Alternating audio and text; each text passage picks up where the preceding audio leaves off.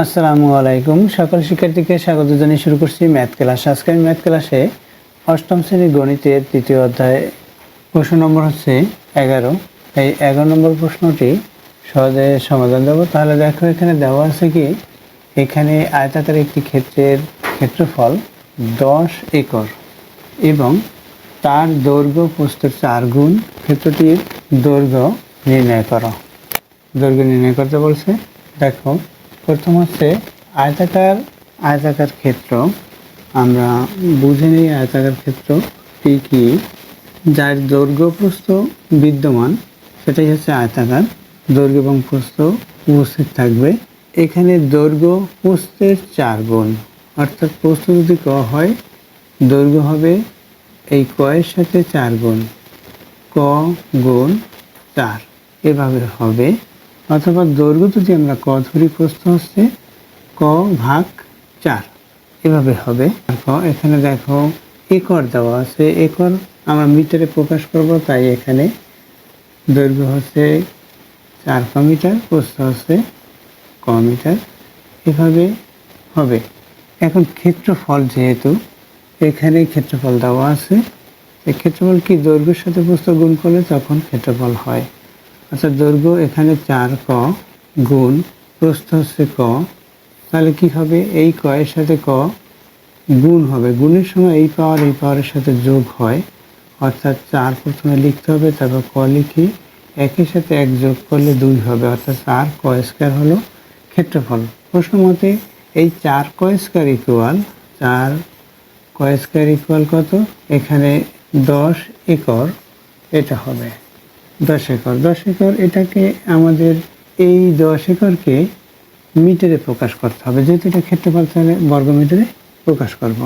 তাহলে 10 একর সমান কত বর্গ মিটার?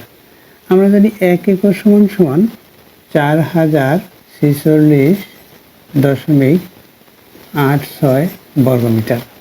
তাহলে 10 একর কত হবে? এটার সাথে 10 গুণ হবে। 4 ক স্কয়ার সমান সমান এই সংখ্যাটার সাথে যদি 10 গুণ করা হয়, যেটা হয় সেটা দেখো। তাহলে অঙ্কটি সমাধান কীভাবে করতে হয়, প্রথমে প্রশ্নে যা দেওয়া থাকে সেটা লিখে নিতে হবে। নম্বর 11 দেওয়া আছে আয়তাকার ক্ষেত্রের ক্ষেত্রফল। আয়তাকার ক্ষেত্রের ক্ষেত্রফল সমান 10 একর এবং দৈর্ঘ্য প্রস্থের 4 গুণ, এটা দেওয়া আছে।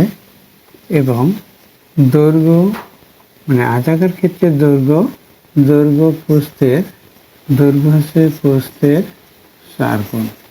মনে করি আয়তাকার ক্ষেত্রের প্রস্থ, মনে করি আয়তাকার ক্ষেত্রের প্রস্থ ক মিটার। মিটারে আমি লিখি, কি ধরেছি, প্রস্থ ধরছি ক মিটার। তাহলে দৈর্ঘ্য কত হবে? তাহলে দৈর্ঘ্য, অর্থাৎ আয়তাকার ক্ষেত্রের দৈর্ঘ্য এখানে 4 গুণ, তাহলে 4 গুণ ক মিটার সমান 4 ক মিটার। আমরা জানি আয়তাকার ক্ষেত্রের ক্ষেত্রফল, প্রথম সূত্রটি লিখে নেই। আমরা জানি আয়তাকার ক্ষেত্রের ক্ষেত্রফল সমান দৈর্ঘ্য গুণ প্রস্থ বর্গ এবং 1 একর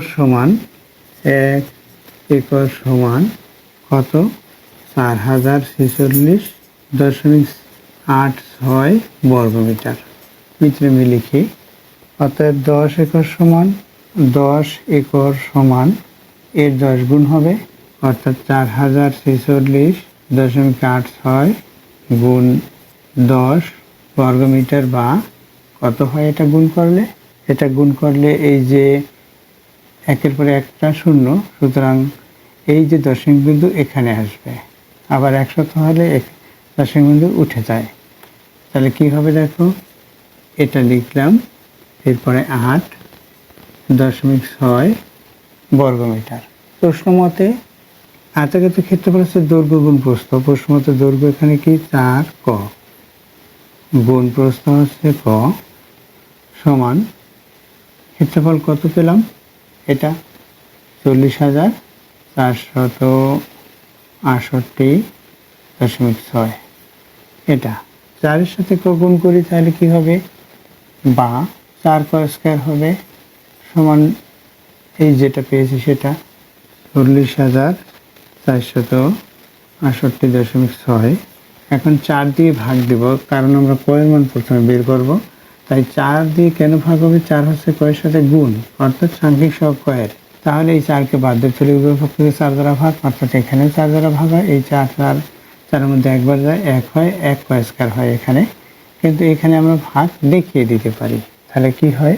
লিখি বা 4 বাদ দিয়ে দেব, তাহলে কি হবে? কয় স্কয়ার ইকুয়াল, এটাকে 4 দ্বারা ভাগ করি, সেটা আমরা ক্যালকুলেটর ব্যবহার করে পাই, সেটা লিখে দিই। আচ্ছা, ক্যালকুলেটর ব্যবহার করে এটাকে 4 দ্বারা ভাগ করি। দেখো, ক্যালকুলেটর ব্যবহার করে 4 দ্বারা ভাগ করলে আমরা পেয়েছি এখানে 10,117.15 এটা পেয়েছি। এখানে আমরা লিখে দেবো 4 দ্বারা ভাগ করে, 4 দ্বারা ভাগ করে এটা, 4 দ্বারা ভাগ করে এটা পেলাম। এখন আমরা কি করব? কয়ের মান যেহেতু বের করব, তাহলে এই যে স্কয়ার, এটা বাদ দিতে হবে। স্কয়ারের বিপরীত কি?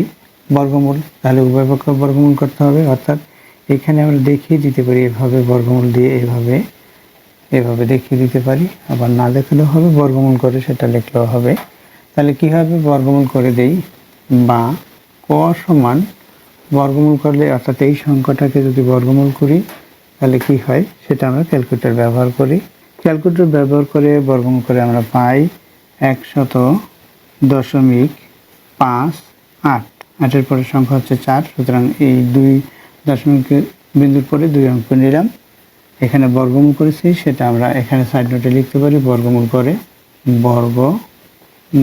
করে এভাবে সাধারণত আমরা যা করব সেটা সাইড নোটে লিখে দেব। এভাবে বর্গমূল করলাম আমরা। অর্থাৎ এটা হচ্ছে কয়ের মান, অর্থাৎ প্রস্থ আমরা পেয়েছি। দৈর্ঘ্য কত হবে? এটার সাথে 4 গুণ করতে হবে, অতএব দৈর্ঘ্য কি? দৈর্ঘ্য হবে 4 ক হলো 4 ক মিটার সমান 4 গুণ কয়ের মান কত পেয়েছি? 100.58। এখানে মিটার লিখি, সমান গুণ করলে কি হবে? আমরা গুণ করি, যেহেতু দৈর্ঘ্য নির্ণয় করতে বলছে, ক্ষেত্রটির দৈর্ঘ্য নির্ণয় করো, তাই আমরা দৈর্ঘ্য নির্ণয় করব। 402.32 এটা পেলাম, এটা মিটার। আমরা ক্যালকুলেটর ব্যবহার করে পেয়েছি এটা। তাহলে উত্তর কত? উত্তর হচ্ছে এটা, উত্তর 402.32 মিটার। আবার আমরা যে দশমিক বিন্দুর পর যে সংখ্যাগুলো পেয়েছি, সেই সংখ্যাগুলোকে যদি 4 দ্বারা গুণ করি তাহলে এর চেয়ে একটু বেশি হতে পারে, কিন্তু ক্ষেত্রটির দৈর্ঘ্য বা আয়তক্ষেত্রটির দৈর্ঘ্য এত, এটা হচ্ছে উত্তর। আশা করছি বুঝতে পেরেছো অঙ্কটির সমাধান কিভাবে করতে হবে। এতক্ষণ ম্যাথ ক্লাসের সাথে থাকার জন্য সকলকে ধন্যবাদ জানিয়ে আজকের মতো বিদায় নিচ্ছি।